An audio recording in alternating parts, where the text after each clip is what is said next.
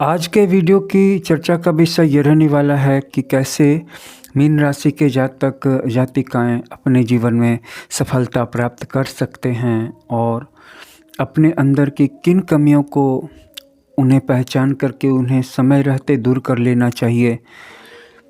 आइए इस वीडियो की शुरुआत करते हैं।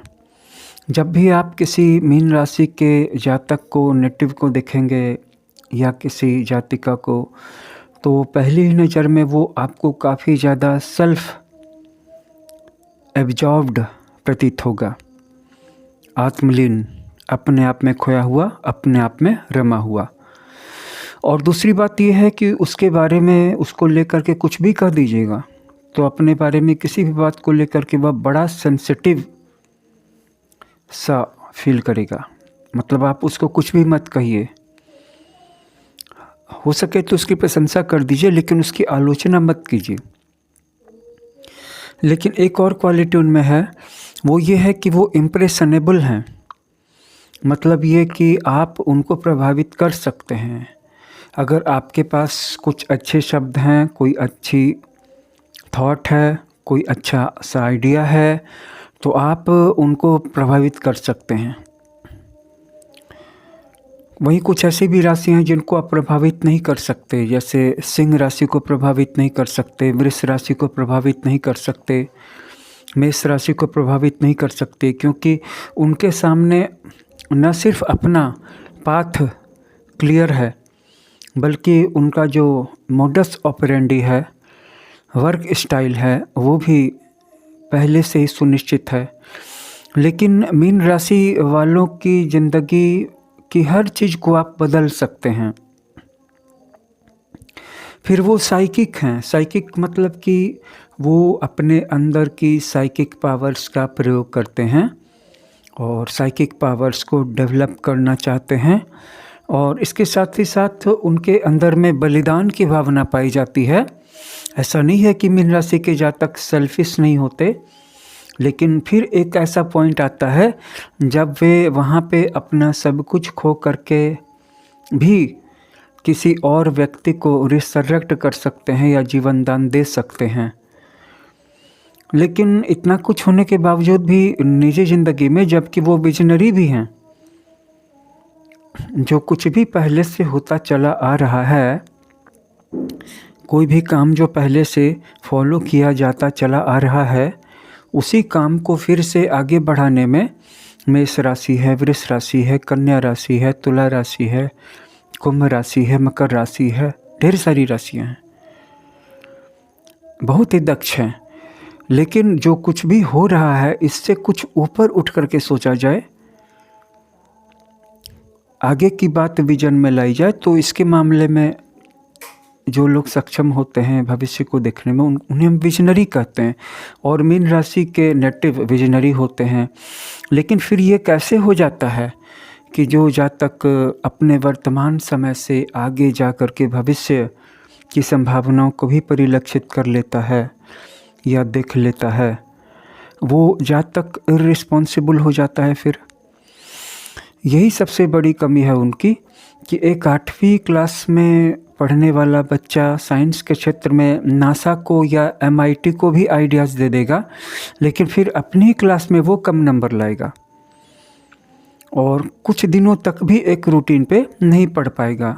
लेकिन बड़े बड़े आइडियाज़, बड़े बड़े विजन्स, तो उनकी आकाश में उड़ने की क्षमता चाहे जितनी भी अधिक हो, लेकिन ज़मीन को देख करके नीचे ताक करके चलने की जो संभावना होती है वो कहीं ना कहीं कुंठित होती रहती है, उनके इम्प्रैक्टिकल होने के कारण, इर्रिस्पॉन्सिबल होने के कारण। क्योंकि वो कहीं ना कहीं सोचते हैं कि मैं अपनी सजावटी बातों से, बनावटी शब्दों से अपने इम्प्रैक्टिकल तथा इर्रिस्पॉन्सिबल होने को ढक लूँगा। और फिर वो ड्रीमी होते हैं, हर दिन ड्रीम देखते हैं और लोगों को भी ऐसी बातों पर यकीन करने के लिए प्रेरित करते हैं जिनका आधार विशुद्ध रूप से फैंटासी, ड्रीम होती है, जिसे कि दूसरी राशियाँ वाली अनरियलिस्टिक समझेंगे, लेकिन इनके लिए एक हायर रियलिटी होती है। अगर ये अपने अंदर की कमियों को और डिसिप्लिन की कमी को थोड़ा बहुत भी दूर कर लें तो जैसे कि इनकी क्रिएटिविटी है, क्योंकि ये बहुत ज़्यादा क्रिएटिव होते हैं, ये अपने आप को काफ़ी आगे ले जा सकते हैं। और ये होते हैं न सिर्फ क्रिएटिव बल्कि इमेजिनेटिव भी होते हैं। मतलब कल्पना के द्वारा अगर कोई काम दुनिया में किया जा सकता है तो उसे सबसे ज़्यादा बेहतर मीन राशि के नेटिव करेंगे। और वो काइंड होते हैं, दयालु होते हैं। मतलब वो लाख चाहेंगे कि मैं इस चीज़ को कस के पकड़ कर के रखूँ, ये चीज़ भविष्य में मेरे काम आएगी, लेकिन अगर उनके सामने कोई रोने लगे या कोई दुखी इंसान आ जाए या फिर कोई उनसे प्यार से बातें कर ले, तो इन सिचुएशंस में अपनी महंगी से महंगी चीज़ को या सेविंग्स को भी उस पे लुटाने में ज़रा भी देर नहीं करते हैं।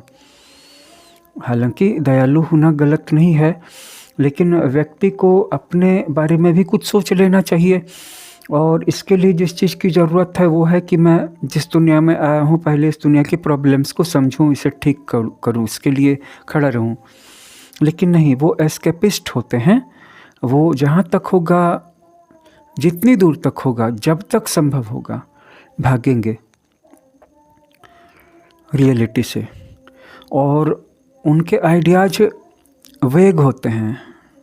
अगर आपने इस वर्ड को ठीक से नहीं समझा, VAGUE, जिसे हम वेग्यू भी कह सकते हैं या वेग भी कह सकते हैं, तो उनके आइडियाज वेग होते हैं। और वो खुद भी जिस बात को उन्होंने आज कहा है, कल खुद भी उस बात को नहीं समझ पाएंगे।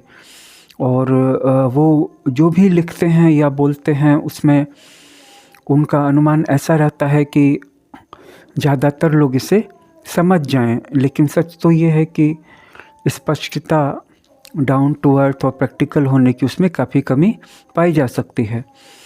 और फिर उन्हें पता हो या ना हो, लेकिन वे डिसेप्टिव भी हो सकते हैं। शायद वो अनजाने में डिसेप्टिव हों, शायद उनके कायदे काम करने के तरीके ऐसे हों कि वे बोल कुछ और रहे हों और सच्चाई कुछ और हो रही हो, और जो कुछ भी हो रहा हो उसका मकसद सिर्फ उनका लाभ होता हो। या फिर ये भी हो सकता है कि उनके पास वो दूसरी राशियों वाले तौर तरीके ना हों, तब वो क्या करें? तो उस सिचुएशन में न तो वो पहलवानी कर सकते हैं और न ही उनके पास वो अदर तरीके होते हैं। तो उस सिचुएशन में डिसेप्शन कहीं ना कहीं उनकी हैबिट में घुल मिल जाता है, जिसका पता शायद कई बार उनको भी नहीं या होता भी है, तो वो बड़ी चालाकी से उसे भूल जाते हैं और इनोसेंट होने का एक्ट करते हैं, प्रिटेंड करते हैं, ड्रामा करते हैं। बात क्या है कि वो सबके प्रति फ्रेंडली होते हैं और जो उनके वश में होता है, जितना वो कर सकते हैं, जिस फील्ड में वो कर सकते हैं, उस फील्ड के माध्यम से वो लोगों की भलाई भी करते हैं और लोगों के साथ उनका जो बिहेवियर है वो काफ़ी फ्रेंडली हो सकता है, जिसके कारण कि वो काफ़ी पॉपुलर हो सकते हैं। और कई मोर्चों पर वे सेल्फ सेक्रीफाइसिंग भी हो सकते हैं। वो न सिर्फ अपनी चीज़ों का, अपने पैसों का, बल्कि अपने आप का भी त्याग कर सकते हैं, बलिदान कर दे सकते हैं किसी की छोटी सी खुशी के लिए। ये और किसी भी राशि के बस की बात नहीं है। और वे चैरिटेबल भी होते हैं। चैरिटेबल का मतलब होता है कि जैसे कि किसी संस्था को दान दे देना, किसी गरीब बेटी की शादी में कुछ पैसे दान कर देना, या फिर किसी अनाथ बच्चे की शिक्षा दीक्षा में कुछ दान कर देना। मतलब ऐसे भलाई के हजारों तरीके हो सकते हैं। जानवरों की भी भलाई हो सकती है, गरीब भूखे लोगों को खिला पिला देना हुआ। लेकिन उनका अनरियलिस्टिक होना उनकी परमानेंट खुशी के लिए और फाइनेंशियल सिक्योरिटी के लिए काफ़ी बाधा हो सकती है। मीन राशि की लड़कियां या मीन लग्न की लड़कियां एक अनरियलिस्टिक प्यार की दुनिया में जी सकती हैं और वो एक ऐसे संबंध में लंबे इंतज़ार में पड़ जा सकती हैं जिससे वो प्यार कर रही हैं वो बिल्कुल ही सेल्फिश है, वो बिल्कुल ही स्वार्थी है और वो बस इनकी भावनाओं से खेल रहा है, या जब उसे चोट लगती है तो मरहम लगाने के लिए वो उनके पास आ जाता है, लेकिन उसकी अपनी तरफ से उतना कमिटमेंट, उतना त्याग, उतनी जवाबदेही है ही नहीं। लेकिन ये उसके प्यार को भी सच्चा प्यार मान करके वर्षों या दशकों तक उसकी प्रतीक्षा कर सकती हैं, उसके लिए अविवाहित भी रह सकती हैं। तो ये अनरियलिस्टिक होना, जबकि आप देख लीजिए कि वृष राशि या फिर कर्क राशि की महिलाएं या फिर मकर राशि की महिलाएं, कि अगर वो मैरिड हैं और अगर अपने हस्बैंड से उनको खुशी नहीं मिल रही है, तो सीक्रेटली एंड साइलेंटली उनकी ज़िंदगी में नया पार्टनर आ जाता है और इसको लेकर के उनको कोई रिग्रेट या अपराध बोध की भावना नहीं होती है। और वहीं मीन राशि या मीन लग्न की महिलाएं ऐसा सोच भी नहीं सकती हैं। अब इस सिचुएशन में मैं यही कहूँगा कि मीन राशि के जातकों को और जातिकाओं को थोड़ा सा रियलिस्टिक होना चाहिए। किसी दूसरे को छोटी सी खुशी देने के लिए पूरी तरह से अपना सेक्रीफाइस कर देना बहुत सही नहीं है, क्योंकि आपका अपनी आत्मा के प्रति भी कोई कर्तव्य है, दूसरों को लेकर के जो कर्तव्य है वो तो है ही। तो यही सारी बातें हैं मीन राशि के बारे में। ये वीडियो आपको कैसा लगा आप भी ज़रूर बताइएगा और कमेंट में बताइएगा कि अगला वीडियो मैं किस राशि के बारे में बताऊं। धन्यवाद।